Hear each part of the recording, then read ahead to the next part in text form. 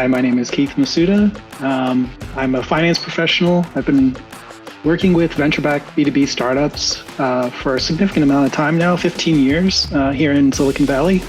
I started my career out in public accounting, left there to join a small finance startup, Host Analytics, spent about a year there.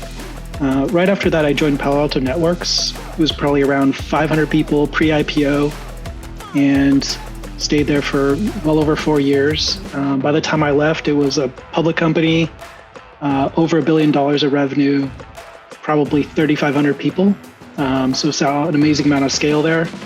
Left there to actually join a company called Segment. It was very small when I joined, about 75 people. And over the course of 4.5 years later, we scaled up to 500 people and over 100 million in ARR. After joining Segment, joined a team here at Modern Treasury, which is actually a very small team, 35 people when I joined. It has doubled in headcount in just the last 6 months since I've been here. And I think we'll see quite a bit of growth over the next 12 to 18 months, hopefully to 200 people or more. And I think this is going to be another great growth story, hopefully, and very excited to be part of the journey. So when you start the headcount planning process, typically depends on a number of factors. Usually you want to plan backwards. So you want to figure out when you need to deliver a plan to the board, or when do you need to start hiring and recruiting for these roles. And if you don't plan backwards, or if you run out of time, frequently you're not getting a board approved plan until well into Q1.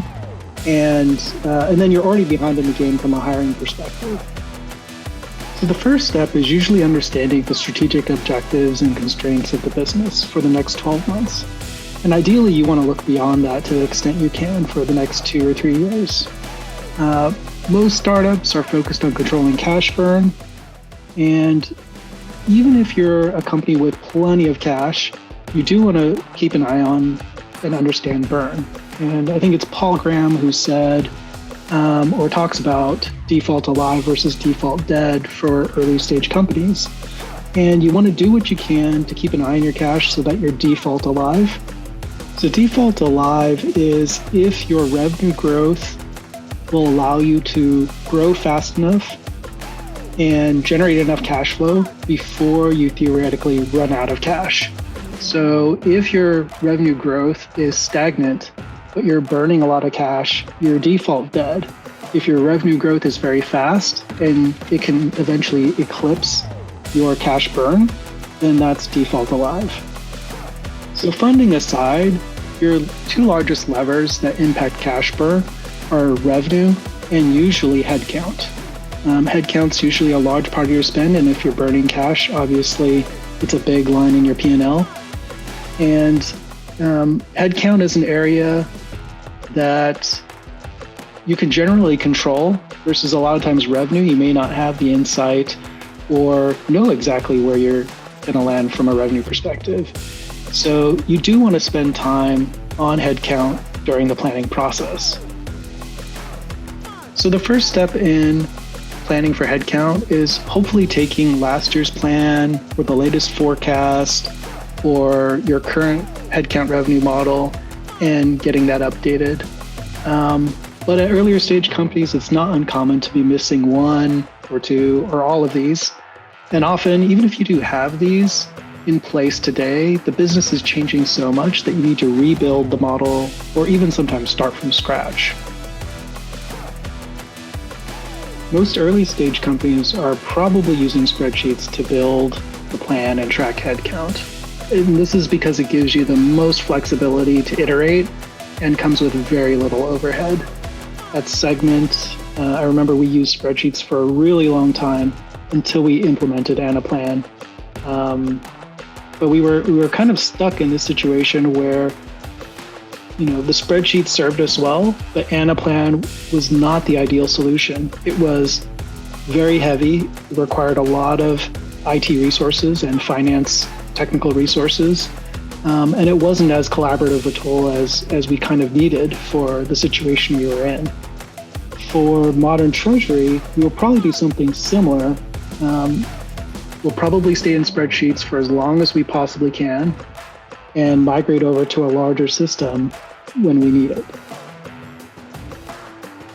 Anaplan works very well for financial planning, but in the post-COVID world, it may not be the best solution for headcount planning for Modern Treasury. In these times, I need to collaborate more and more with teams and cross-functional leaders who may or may not be remote. And Anaplan doesn't have those features and functionality to allow that collaboration to take place.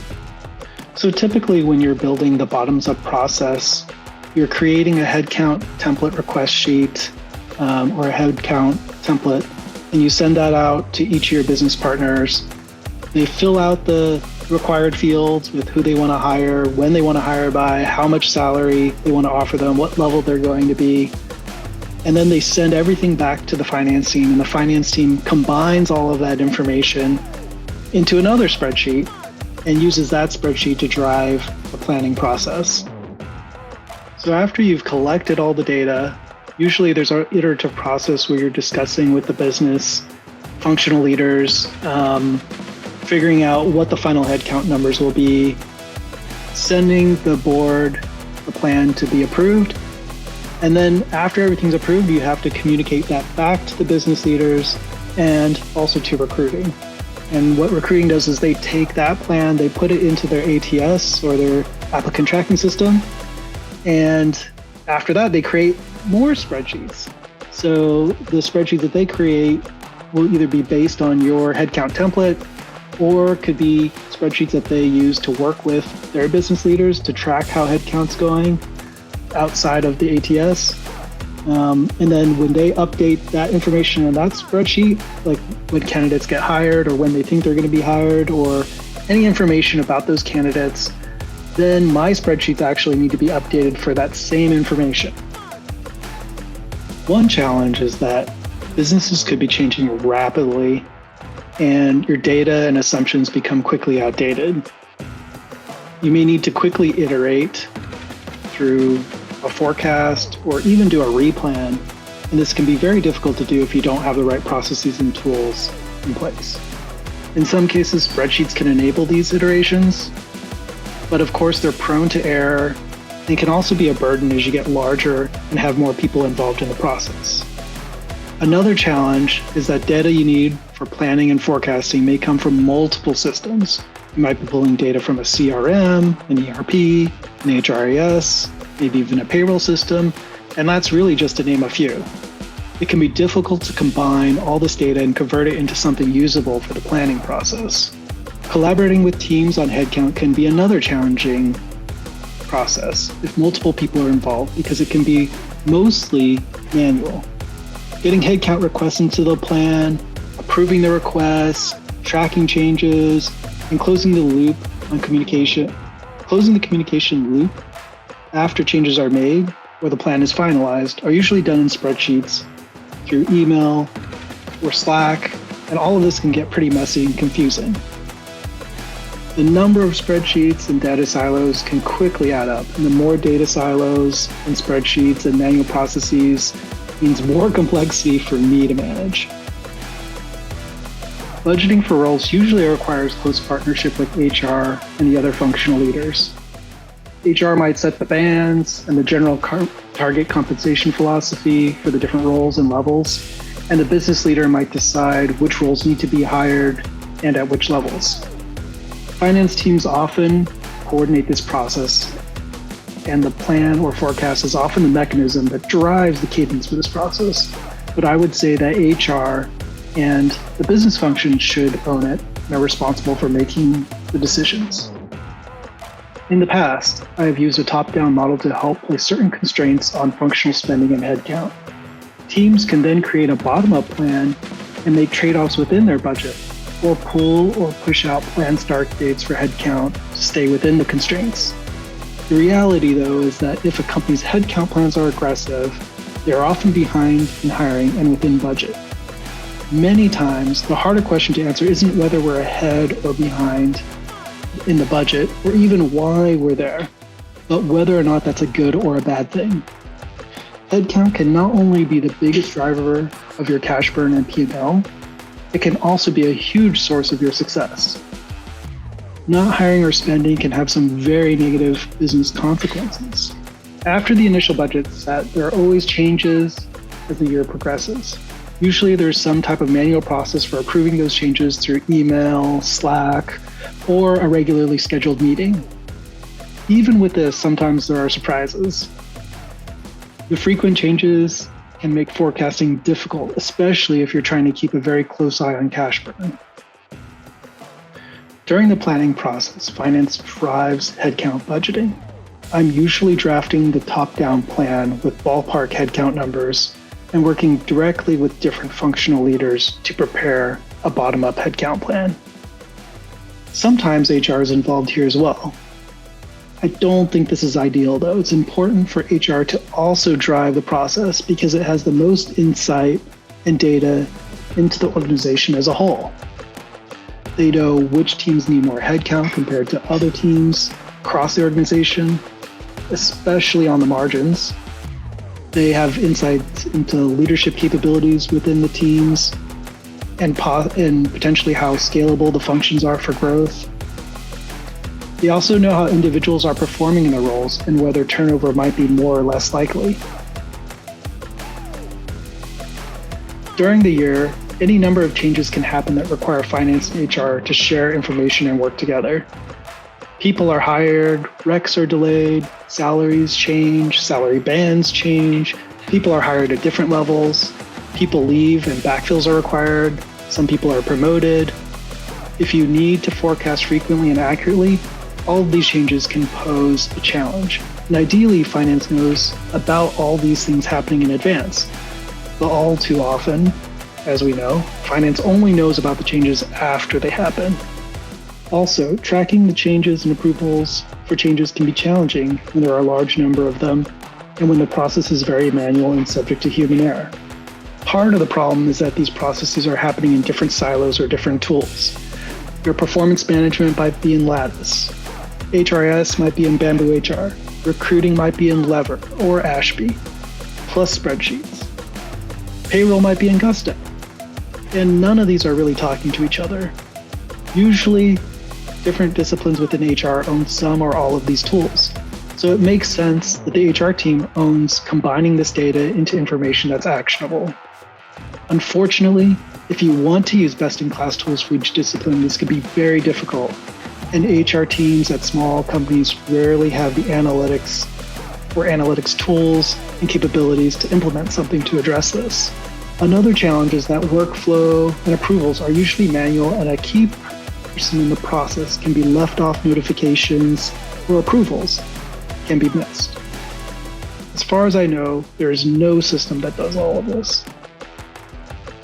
Ideally, there would be one system or one pane of glass that HR used to aggregate data and information that finance could access to create plans, update forecasts, and assess things like progress towards hiring goals. It would also handle workflow and approvals for new recs and changes to existing recs so that those handled through email. So those are not handled through email or Slack, and so the right people know about the changes in real time. Pre-pandemic, finance and HR teams might have met more regularly and might have even sat next to each other so that the flow of information was better. Post-pandemic, it's harder to have these informal discussions and interactions as more people work remotely indefinitely. It's also been harder to hire, more people are leaving their jobs, and candidates accepting roles are not even showing up for work in some cases. A common reason is that there's not enough visibility into potential turnover. A common mistake is to think that you're growing the team by 50 people, and you need to hire 50 people. But actually, you need to hire 50 people plus any backfills for people who leave. Another reason is that there's not enough visibility into leading indicators and the recruiting pipeline.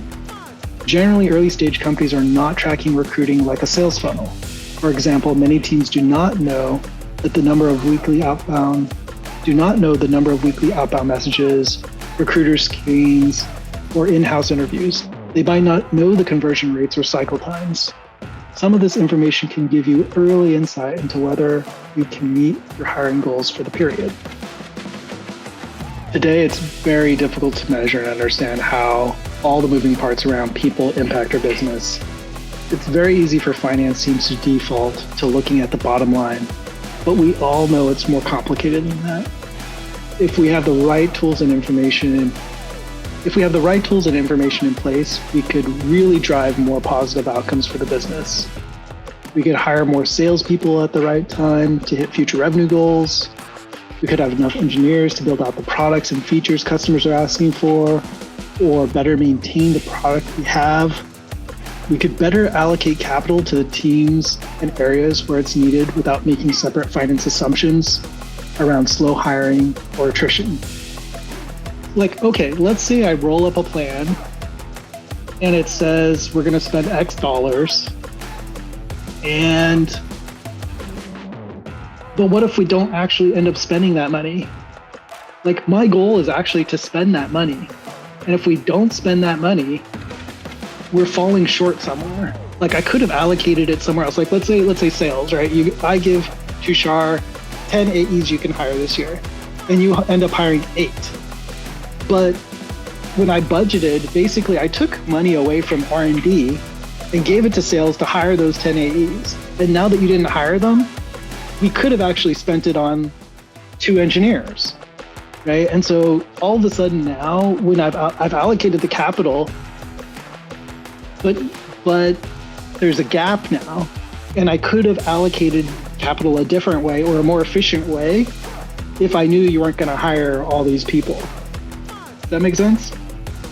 My advice for early stage founders and aspiring finance leaders as they prepare themselves for hypergrowth and doubling, maybe even tripling headcount, is that if people are critical to your success, then invest in the infrastructure you need to achieve your people goals and view HR as a value-added function and not just overhead. I'm really surprised there is no tool to address this.